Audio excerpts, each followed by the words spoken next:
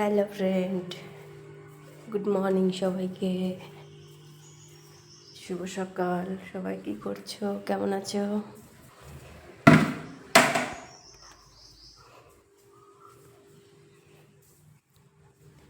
কাজে চলে এসেছি।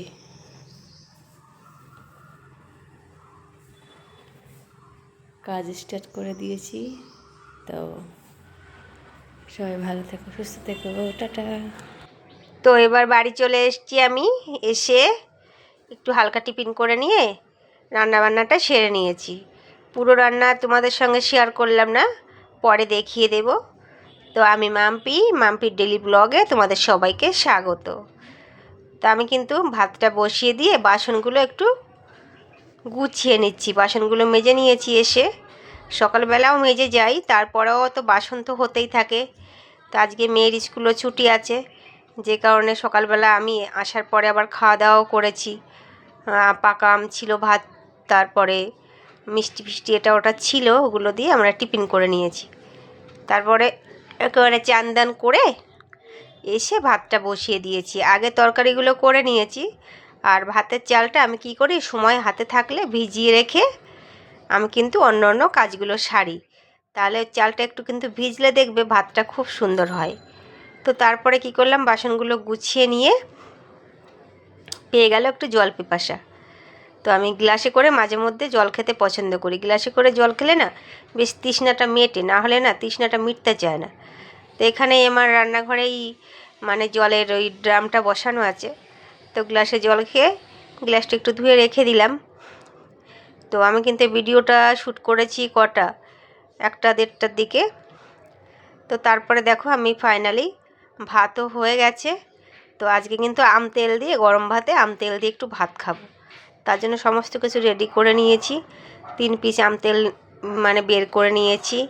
আর ভাত থেকে দেখো এখনও ধোয়া উঠছে, এক্ষুনি জাস্ট নিয়ে আসলাম। তো এই গরম গরম ভাতেই কিন্তু আম তেল দিয়ে ভালো লাগে। তার সঙ্গে আজকে সকালে রান্না করেছিলাম তেলাপিয়া মাছ দিয়ে কাঁকরোল আলু দিয়ে তরকারি। আর তেলাপিয়া মাছটা কিন্তু একটু ছোট সাইজের যেটা হয় ওটা দেশি, আর ওটা কিন্তু খেতে খুব ভালো লাগে। আর এই থালা রেডি করে নিয়েছি আমার আর মেয়ের। আর এখানে পুঁই শাক, বেগুন, কুমড়ো এগুলো দিয়ে হালকা একটু মানে মাখা মাখা টাইপের একটা তরকারি করেছি। তার সঙ্গে এই আমড়া ভাজাটা কালকের ছিল। আর আমি কিন্তু তেলাপিয়া মাছ ভাজা খেতে আমার ভীষণ ভালো লাগে। তো 1 পিস তেলাপিয়া মাছ আমি ভাজা রেখে দিয়েছি গরম গরম ভাতে খাবো বলে। তার সঙ্গে একটা কাঁচা লঙ্কাও নিয়ে নিয়েছি। তো এই তো আমার ছোটো একটি মানে ব্লগ ভিডিও বলতে পারো। তোমাদের কেমন লাগলো অবশ্যই কমেন্ট করে জানিও। ফাইনালি দেখো ভাত বেড়ে নিয়েছি, মেয়ের ভাতও ওদিকে বেড়ে রেখেছি। পুঁই শাকের তরকারি নিলাম। পুঁই শাক বলতে একদমই একটা পুঁই শাক ছিল, মানে 4-5টা আনা হয়েছিল, একদিন বেশি হয়ে যাচ্ছিল বলে একটা রেখে দিয়েছিলাম।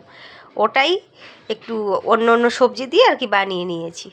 তার সঙ্গে গরম ভাতে বলেছি মাছ খাবো, আর আমি গরম ভাতে একদম কাঁচা লঙ্কা, মাছ আর একটু নুন হলে ব্যাস, আর কিছু লাগে না। এইভাবে কিন্তু একটু ভাত খেয়ে নিলাম তেলাপিয়া মাছ ভাজাটা দিয়ে। এবার একটু খাবো আম তেল দিয়ে। একটুখানি তেল নিয়ে, আর আম তেলের ভিতর তো শুকনো লঙ্কা দেওয়া হয়, আর লঙ্কাটা কিন্তু একদম নরম হয়ে যায় আম তেলের লঙ্কাগুলো, আর ঝালটাও বেশ কমেও যায়, বেশ ভালো লাগে। আমার তো ভীষণ ভালো লাগে। আমার মেয়ে একদম পছন্দ করে না, খুব নাক সিটকায়, একদমই পছন্দ করে না। ওই গন্ধটাকেও মনে করে কি হয়তো আমটা পচে গেছে বা খারাপ হয়ে গেছে। ওকে এত বোঝানো হয় যে আমটা পচেনি, আমটা আম তেলেই তো এরকম হয়। যাই হোক, সবাইকে ধন্যবাদ।